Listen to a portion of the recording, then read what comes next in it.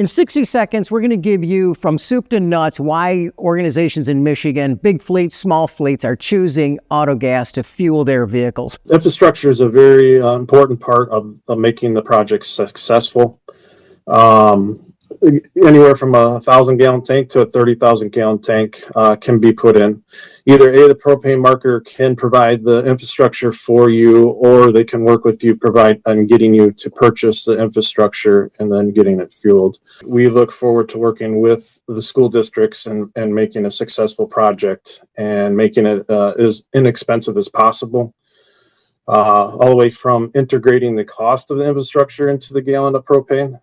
So then there's no upfront cost. We've got much better range than some of the other alternative fuels that are out there. So pretty conservatively, a Bluebird school bus with a propane system on it's going to be able to go about 400 miles on a tank. The maintenance on them is basically the same as a standard gasoline bus. Propane is a clean fuel, so if you're looking to lower your emissions, propane's a great option without the hefty price tag of it. The MPGA does have a rebate for propane school buses or propane vehicles.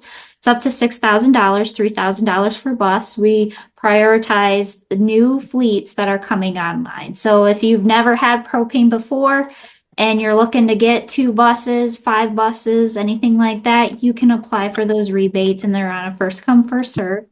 Thank you very, very, very much for the information you did today. Thank you for taking your time out for a little bit with us today, and just appreciate all of you so much.